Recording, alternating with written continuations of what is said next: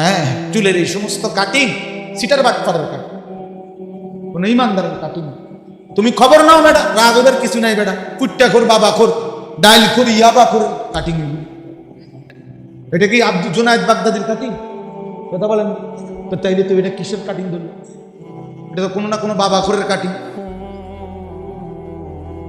খবর লাগাও তুমি সমাজে, সমাজের যারা কুট্টাখোর, বাবাখোর, এগুলোর পোশাক দেখো, এগুলোর চুল দেখো, এটা কেমনে পছন্দ হলো? চি চি চি, এত নিকৃষ্ট মানুষের ফ্যাশন পছন্দ হয় কেন? সিনেমার নায়কের কোনো চরিত্র আছে? সিনেমার নর্তকীর কোনো চরিত্র আছে? চরিত্র থাকলে সে সারা দেহ সারা পৃথিবীরে দেখায়, বুড়ারও দেখায়, জোয়ানেরও দেখায়। কোনো রুচি তো নাই বেডি, অসভ্য বেডি। বেডি বোঝে না এটা যেটা বুড়া বেড়ে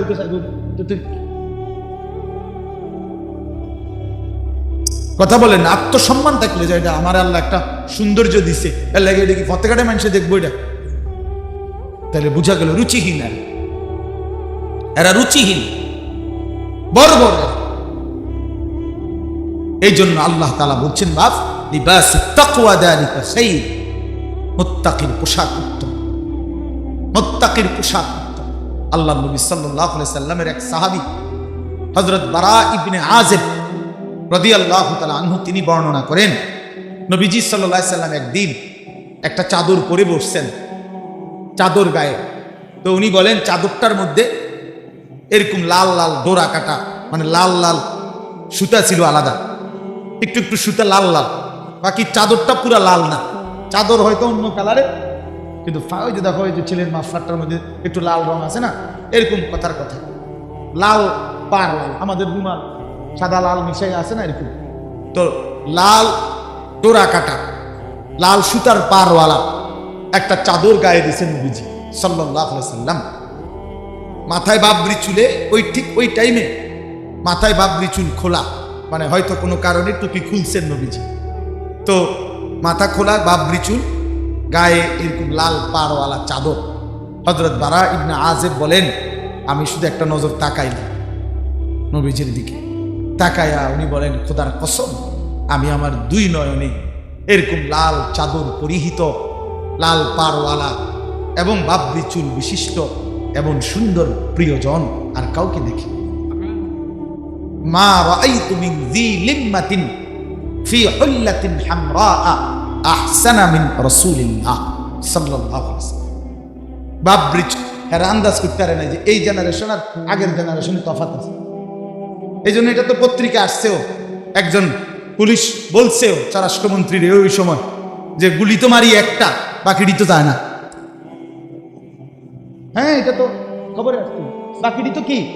বাকিটি তো একটা মারলে একটা মরে, কিন্তু বাকিটি তো কি?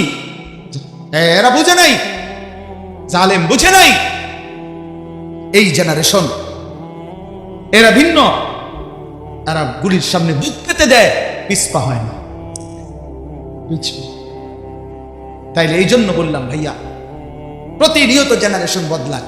2013-র পর থেকে এখন আধুনিক গবেষকদের কথা হলো, এখনকার জেনারেশন হলো জেনারেশন আলফা। এরা নতুন জেনারেশন, আরো নতুন, আরো আপডেট জেনারেশন। এই এখনকার এই ছোট ছোট 7-8 বছরের পণ্ডিত, আম করতে বড় পণ্ডিত। আপনারা জানেন না এতে কিতাব বোঝে, এত দুনিয়াটা খাইয়া লাগবে। এই এখন পিচ্ছি পিচ্ছি যেগুলো 8-10 বছরগুলো আরো বড় বিচ্ছু, বুঝছেন না? হ্যাঁ, আমরা তো আলহামদুলিল্লাহ, যেহেতু আমার কামে ফুলাফান নিয়ে, এই জন্য আমি এটা নিয়ে খুব পড়ি, শুনি, দেখি। হ্যাঁ, সারাক্ষণ খোঁজ খবর নেই কি হই, ছেলে পেলেদেরকে নিয়ে আর কি বলা যায়, কি করা যায়, কেমনি কি। এটা আমার একটা মিশন, ফিকির, আমার আশা। আল্লাহ যেটুকু হায়াত দিছে আমি আমার নওজোয়ান ছেলেদের জন্য বলে যাবো, বলে যাবো। এই জন্য বললাম যে ভাইয়া, তোমাদের কাছে অনুরোধ, দোস্ত, লম্বা কথা বলতেছিলাম যে নিজেদের বিষয়ে যত্নবান হও। তুমি বুঝতে শিখো, তোমাকে বুঝতে শিখো। কোরআন শরীফে আছে, আল্লাহ তাআলা বলেন, ওয়ালা তাকুনু কাল্লাযীনা নাসুল্লাহ ফাআনসাহুম আনফুসাহুম। আল্লাহ তাআলা বলে, বান্দা আমাকে এই পরিমাণ ভুলে যেও না। এই কথাটা খেয়াল করো ভাই, ছেলেরা খেয়াল করো। আল্লাহ বলে, বান্দা ইমানদার, তুমি আমারে এত লম্বা সময় ভুলে যেও না। বেশি দিন ভুলে গেলে একদিন আমি তোমাকে তোমার আখিরাত, পরকাল তোমার জীবন থেকে ভুলায় দেব, আমি তোমার আত্মভোলা করে দেব। একদিন এমন অবস্থা হবে গুনাহ করতে করতে, গুনাহ নাফরমানি, তোমার আখিরাত টোটালি ফাআনসাহুম আনফুসাহুম, তোমার কবর, তোমার আখিরাত, তোমার পরকাল, তোমার মৃত্যু পরবর্তী সব তুমি ভুলে যাবা, কিচ্ছু মনে পড়বে না। উলাইকা হুমুল ফাসিকুন, তখন তুমি পরিণত হবে ফাসিক হিসাবে, পাপী হিসাবে। তখন আর ইমানদারের চিহ্ন তোমার মধ্যে থাকবে না। একদিন তোমার মানুষ তখন শুধুই বলবে এটা পাপী, এটা সুদখোর, এটা ঘুষখোর, এটা হারামখোর, এটা জেনাখোর, এটা ব্যভিচারী, এটা লম্পট, এটা চরিত্রহীন, এটা জুয়ারি, এটা মদখোর, এটা নেশা। এটা যদি মানুষ বলেই ফেলে, সিল লাগিয়া যায়, এর চাইতে বড় জিন্দিগির পতন, এর চাইতে বড় লানত আর কি হইতে পারে? বাপ করে, আমরাও তো দেখছি জীবনে কত বিল্ডিং করে, এত বড় আলিশান বাড়ি করে ভদ্রলোক, মানুষে আটকে যাইতে সুদের টিয়া না, বাটফার বাটফার জিটারির টিয়া, 2 নম্বরই টাকা কামাইছে, লাভ হয়েছে? লাভটা কি? ইজ্জত কোথায়? সম্মান কোথায়? তোমার টাইলস তো তোমার সম্মান আনে নাই, তোমার এত সুদখোর তোমার পরিচয় লাগিয়ে গেছে, হারামখোর পরিচয় লাগিয়ে গেছে। লোকে তো বলে তোমার মদখোর, লোকে তো বলে তোমার নেশাখোর, লোকে তো তোমারে দেখলে বলে, দেখতে মনে হয় গাঁজাখোর। এর চাইতে বড় লানত কি ভাইয়া? একটা যুবক তুমি বলো, তোমার আড়ালে যদি তোমার কেউ বলে তোমার পরিচয়টা, ও হেতরে চিনি, আর চিনি, অসভ্য, চরিত্রহীন, লম্পট, নেশাখোর, গাঁজাখোর, পুট্টাখোর, বাবাখোর, ডাইলখোর, ইয়াবাখোর, হারামখোর, বেটি ছাড়া, নারী ছাড়া, ছবি ছাড়া আর কিছু বুঝে না। প্রিয় ভাই আমার, বলো এরপরে তোমার জীবনের আর কি মূল্য রইল? তোমারে মানুষ তো জানোয়ারের মতো মনে করল, তোমারে তো পরিচয় দিল পশুর মতো। তোমার ইজ্জত কোথায়? তোমার সম্মান কোথায় বন্ধু? তুমি বলো। প্রিয় ভাই আমার, ছেলেরা আমার, তোমরা যারা এক ওয়াক্ত নামাজ পড়ো না, তুমি ইনসাফের সাথে বলো লোকে তোমার ব্যাপারে কি মন্তব্য করে। তোমার সমবয়সী বন্ধুদেরকে যদি কেউ জিজ্ঞেস করে ছেলেটা কেমন, তো যে এক ওয়াক্ত নামাজ পড়ে না তার ব্যাপারে তার বন্ধু কি বলবে? যে সে জোনায়েদ বাগদাদি। তাই তোমার দুশ্চরিত্র ছাড়া, চরিত্রহীন ছাড়া কি বলবে? কারণ সে তো জানে তুমি উলঙ্গ ছবি দেখো, তুমি তার থেকে আড়াল করবা কেন? হ্যাঁ, আখিরাতে তো এক ফোঁটা আড়াল করা যাবেও না। দুনিয়াতেও মানুষ বর্তমান আধুনিকতার এই জমানায় এত বেশি খতরনাক যে মানুষের জিন্দিগির একান্ত একান্ত বিষয়টা পর্যন্ত মানুষ প্রকাশ করে দেয়, উন্মোচিত হয়ে যায়।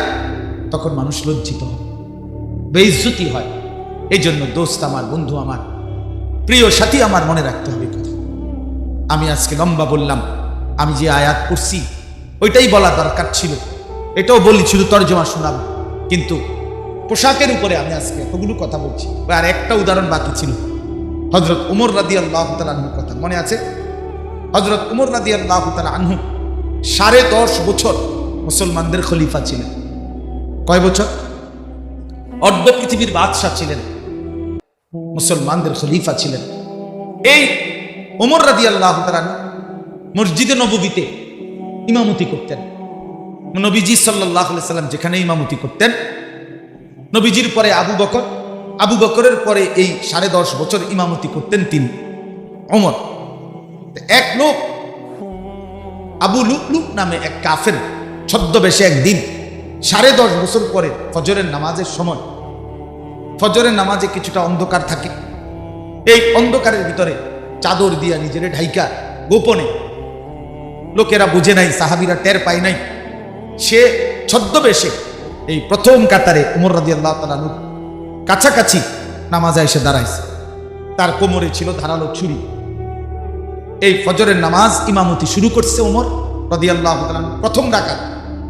এই প্রথম রাকাতে যখন ইমামতি করতেছে, সূরা ফাতিহা পড়ে শুরু করবে আরেকটা কেরাত, এই সময় এই বেঈমান কোমর থেকে ছুরি বাহির করে হযরত ওমর রাদিয়াল্লাহু তাআলা কোমরে 7-8টা ছুরির ঘাই দিছে, ফটাফট দামাদাম ছুরি মারছে না, ঘাই দিছে, ছুরি দিয়েই দৌড়তেছে।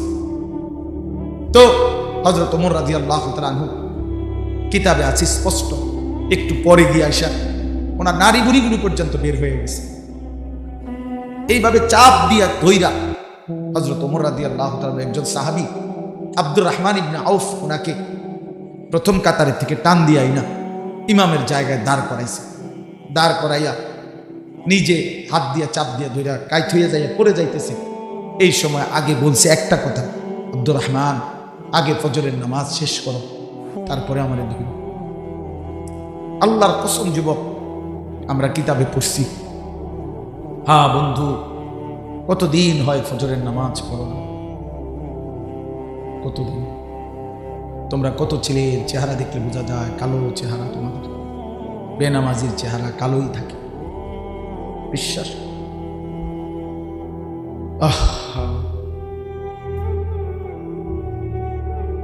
এক বছর কোনোদিন ফজরের নামাজ পড়লা না, কেমনে জিন্দিগিটা কাটাও, কেমনে ভোর হয়, সকালবেলা যে ঘুম থেকে উঠো, লজ্জা হয় না? একটা বারও তো বিবেকে একদিন হলো তো আসার কথা, কিরে ভাই আমি তো একজন মুসলমান, আমার তো একজন আল্লাহ আছে, আমার কি কোনোদিন আমি ফজরের নামাজ পড়বো না? এত পাষাণ, এত নির্মম মুসলমানের কলিজা এত শক্ত হয় কি পরিমাণ কাঁদছে নবী আমাদের জন্য, ফজরের পর্যন্ত সারাটা রাত আমাদের জন্য কাঁদছে। যার জন্য সারা রাত কাঁদলেন সে ফজরের নামাজে সিজদা দেয়। তো ওমর রাদিয়াল্লাহু তাআলা বললেন, আব্দুর রহমান আগে ফজরের নামাজ শেষ করো, তারপরে আমারে ধৈর্য। কিতাবে আছে কাঁটা মুরগির মতো তরফাইছে, রক্তে ব্যথায়, কিন্তু সাহাবীরা আগে ফজরের নামাজ পড়ছে। এরপরে ওনারে ধরাধরি করে ঘরে নিয়ে গেছে, চৌকির মধ্যে শোয়াইছে। এই আমার বলার উদ্দেশ্য যে কথা, ছেলেরা শুনে, আমার কাছে আরবি কিতাব আছে, আমি ওই কিতাবে নিজে পড়ছি। এই ছেলেরা ধরাধরি করে, আরে লোকেরা ওনারে যখন ঘরে নিয়ে গেছে, চৌকিতে শোয়াইছে, তখন ছোট্ট কামরা, তো লোকজন 10 জন 5 জন 4 জন করে করে দলে দলে লোক আসতেছে, দেখতেছে, কাঁদতেছে। মানুষের মধ্যে খবর হয়ে গেছে না যে আমিরুল মুমিনিনরে কি করছে, ছুরি মারছে। দলে দলে মানুষ ছুটে ছুটে আসতেছে। ওমর রাদিয়াল্লাহু তাআলা মুখে ওষুধ দেওয়ার কিতাবে লিখছে চেষ্টা করতেছে, কিন্তু এদিক দিয়ে বের হয়ে যায়, ওষুধের পানি ওষুধ সব কিছুই দিতে পারতেছে না। ওমর রাদিয়াল্লাহু তাআলা তখন তাৎক্ষণিক যাবতীয় সিদ্ধান্ত, যেটা যেটা বলার, যেটা যা করতেছে, কারণ উনি বুঝতেছে উনি আর বাঁচবে না। এই সময় প্রিয় ভাই স্পষ্ট কিতাবে লিখছে, এক যুবক এই অন্যদের সাথে সেও ভিতরে ঢুকছে ওমর রাদিয়াল্লাহু তাআলাকে দেখার জন্য, যে আহত হয়েছে, যে এখনো তো মারা যায় না। এই সময় ওমর রাদিয়াল্লাহু তাআলা শেষ অবস্থা, আপনার রূহ যাবে আল্লাহর কসম কিতাবে আছে, ওই যুবক যখন ঢুকছে ওমর রাদিয়াল্লাহু তাআলা তার দিকে তাকাইছে, দেখছে যে তার পায়ের লুঙ্গিটা টাকনুর নিচে। আল্লাহর কসম ওমর এই অবস্থায় সাথে সাথে বলে উঠছে যে ইরফা ইজারাক, যুবক তোমার লুঙ্গি উপরে উঠা। এই কথাইটা বলার জন্য, তোমার লুঙ্গি উপরে উঠা। আমি দুনিয়া থেকে বিদায় নিচ্ছি, তবে আমার রাসূলের সুন্নাত আমার চোখের সামনে পালন করবে না, আমি এটা মেনে নিয়ে যেতে পারি। এই জন্য এই শেষ মুহূর্তে তিনি বললেন ইরফা ইজারাক, তোমার লুঙ্গি উঠা, তোমার লুঙ্গি টাকনুর নিচে। তাইলে প্রিয় ভাই বিষয়টা কতটা গুরুত্বপূর্ণ, আজকে আমরা এটাকে কিছুই মনে করি না। আমরা এতবার শুনছি আলেমদের মুখে যে আল্লাহ নবী সাল্লাল্লাহু আলাইহি সাল্লাম বলছেন, মা আসফালা মিনাল কাবাইন মিনাল ইজার ফাহুয়া ফিন্নার, টাকনুর নিচে যে অংশ যাবে কাপড়ের সেটা জাহান্নাম। তো এতবার নবীজি বললেন, আল্লাহ রাসূল সাল্লাল্লাহু আলাইহি সাল্লাম বলেন, ওই ব্যক্তির দিকে আল্লাহ তাআলা হাশরের ময়দানে তাকাবে না, এই যার লুঙ্গি পায়জামা টাকনুর নিচে। আল্লাহর কসম নবী বলছে, আল্লাহ তাআলা লা ইয়ানজুরু ইলাইহি, তার দিকে হাশরের দিন তাকাবেন। তো আল্লাহ যদি না তাকায়, তুমি নাফরমানকে মুক্তি দিবে কে? তোমারে মুক্তি দিবে কে? এই জন্য আজকে নিয়ত করো। কথাটা যেহেতু প্রসঙ্গ কেন জানি হয়ে গেল, পোশাকের উপরেই এতগুলো কথা বলে ফেললাম। আমরা ওয়াদা করি আজকে তোমরা কমপক্ষে যারা আসছো, আমি তোমাদের ভীষণ মহব্বত করি, তোমরাও আমারে মহব্বত করো, আমি জানি এটা। ভালোবাসার এই দাবিতে চলো আজকে এই কুয়াশার অন্ধকার রাতে নিয়ত করি যে আমরা আমাদের পোশাক ইসলামী বানাবো এবং টাকনুর নিচে লুঙ্গি পায়জামা প্যান্ট পরবো না ইনশাআল্লাহ। কি পরবা না, কি কও এটা কও, কথাই দেখো যে টাকনুর নিচে লুঙ্গি প্যান্ট পায়জামা পরবো না, এটা পুরোটা কও। ছেলেরা বলো, দিল থেকে বলো, বাপ তুমি পারবা ইনশাআল্লাহ। নওজোয়ান পারে, সব পারবে ইনশাআল্লাহ। নওজোয়ান হিম্মত করলে আল্লাহ তাআলা রহমত উঠছে উঠে। একটা দেশে 7টা যুবক পুরা জাতির বিপরীতে ঈমান আনছিল। আল্লাহ তাআলা বলছে ওই যুবকদেরকে তোমরা ঘুমাও, তোমাদের ঘুম পাড়াইলাম, আর তোমাদের ঈমানের উপরে আমি আল্লাহ খুশি হয়ে পুরা জাতি সংশোধন আমি করে দেব। এই 7 যুবক ঘুমাইছে 309 বছর। 309 বছর পরে আল্লাহ তাদেরকে ঘুম থেকে জাগাইয়া বলছে যাও এখন এলাকার যাও, গিয়া দেখো, দেখলে দেখবা গোটা জাতীয় ঈমানদার, জাতির বাদশাহ ঈমান। আসহাবে কাহফ যুবকের ঈমান আল্লাহ এত খুশি হয়েছে। মক্কাবাসী শুনতে চাইছে নবীজির কাছে কিচ্ছা, যে নবী আল্লাহ নবীর কাছে বলছে আসহাবে কাহফের ঘটনাটা বলো। নবীজিকে বলছে, আল্লাহ তাআলা জিবরাইল পাঠাইয়া বলতেছে বন্ধু ঘটনাটা আমি কই। নাহনু নাকুসসু আলাইকা নাবাআহু বিল হক, আপনার কাছে পুরো ঘটনা সঠিক পাবে আমি কই, আগে আমি কই। ইন্নাহুম ফিতয়াতুন, ঘটনাটা হইল তারা ছিল কয়েকজন যুবক। কথা শুরুই করছে, ঘটনার শুরু।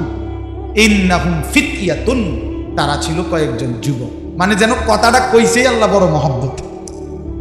তারা ছিল আমার কিছু প্রিয় যুবক বান্দা। আমানু বিরাব্বিহিম, যারা আমার উপরে ঈমান আনছিল।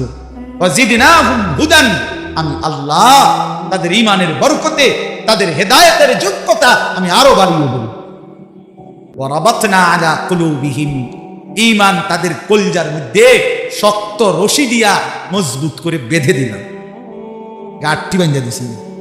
আল্লাহ বলছে আমি ঈমান বেঁধে দিছি, তাদের বাইন্ধা দিছি, যে কোন তুফানে, দুশ্মনের আর কোন ষড়যন্ত্রে, জালেমের আর কোন জুলুমে ঈমান এক চুল যুবকের নড়বে না।